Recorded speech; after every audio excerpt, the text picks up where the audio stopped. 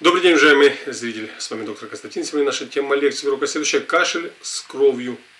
Либо с капельками крови, либо с алой кровь, либо видит человек в мокроте кровь. И, конечно же, его это что? Первое, настораживает. Почему? Потому что, кровь, все. И многих это, скажем так, вводит в панику. Не паникуйте. Почему? Потому что кашель, скажем так, может быть надрывным, и что-то надрывается у вас внутри. И это кашель надрывной именно и порождает что? Повреждение сосудов, каких? И бронхов, и трахеи, и глотки, вследствие чего может что? Появиться кровь. Потому вот вам подсказка.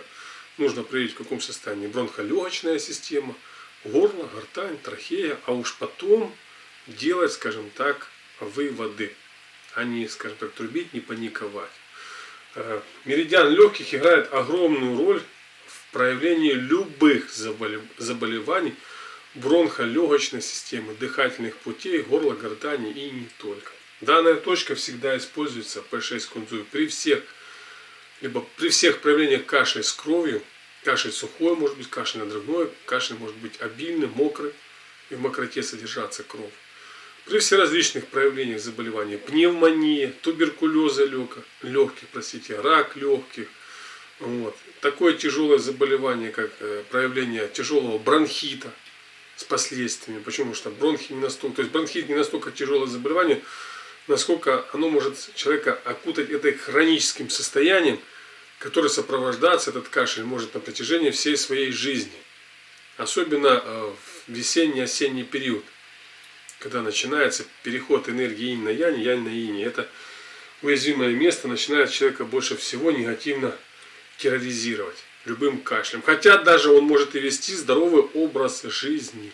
Вот и все. Он может заниматься дыхательными упражнениями, но бронхи могут быть у него уязвимы. Человеку, который страдает кашлем с кровью, прежде всего нужно ответить на вопрос: кашель воспаляет весь ваш организм, либо воспаление всего организма порождает этот кашель с кровью, либо недостаток энергии порождает кашель с кровью. Согласно восточной философии, здесь немножко западная и восточная философия разнятся между собой.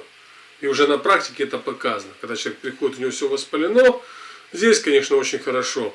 Прежде всего, дыхание больше с выдохом, а не вдохом. Это первый нюанс.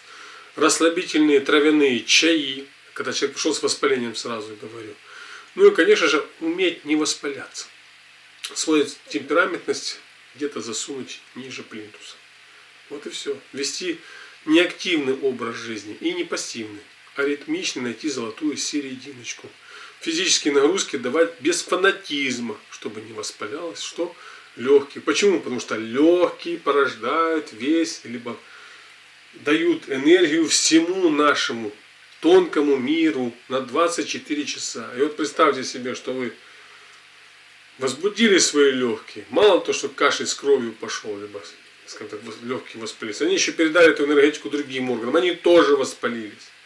И вот представьте себе, какое сумасшедшее воспаление идет в бронхолегочной системе. Все органы порождают это все, отдают легкими то, что они породили. Либо человек своим неправильным образом жизни породил. Потому данная точка P6 кунзуй, сразу говорим, это точка универсальная. Сразу мы говорим, при воспалении вы расслабляете данную точку и кашель с кровью, если проявляется у человека, при воспалительных процессах. При слабых процессах, которые то же самое порождает кашель с кровью, данную точку тонизируем. Вот здесь нужна диагностика 12 меридианов. Почему?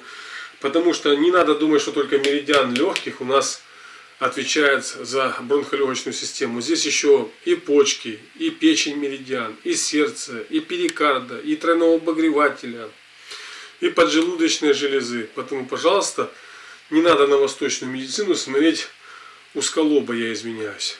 Нужно смотреть, что система 12 меридианов должна быть вся задействована в помощи при тех или иных проявлениях кашля с кровью. Спасибо за внимание.